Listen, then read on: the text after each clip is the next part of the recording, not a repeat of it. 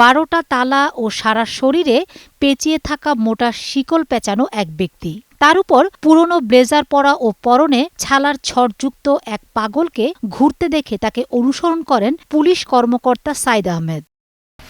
এক রাতে এক প্রকার জোর করে তার উস্কো খুস্কো চুল কাটানোর পর গোসল করিয়ে পরানো হয় নতুন জামাকাপড়। কথা বলানো হয় তার পিতামাতা ও একমাত্র সন্তানের সাথে।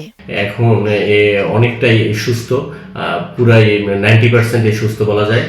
এবং এক পর্যায়ে সে তার ঠিকানা বলে যে আমি ভিডিও কলে ওই বাচ্চার সাথে যখন কথোপকথন করাই তখন সে এক হৃদয় বিদারক বিষয় সিনের তৈরি হয়েছিল যে দুজনই অশ্রুসিক্ত। স্বাভাবিক জীবনে ফিরতে পেরে তিনি অনেক খুশি। পাগল জীবন কাটানো 12 বছরের জন্য এখন তিনি অনুতপ্ত। পাগল লাইনে আজকে 10-12 বছর আসার পরে দেখলাম শুধু কষ্ট, আসলে কিছুই নেই।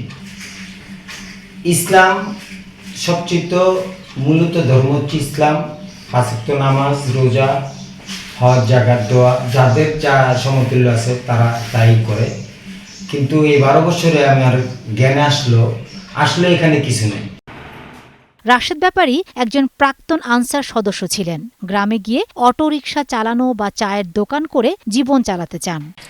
জীবনের শুরুতে 8 বছর চাকরি করার পর বিয়ে করেন। বিয়ের 1 বছর পর তাদের ঘর আলো করে জন্ম নেয় এক ছেলে সন্তান। ছেলে জন্মের পর কিছুদিন না যেতে একটি দুর্ঘটনায় প্রাণ হারান প্রিয়তমা স্ত্রী।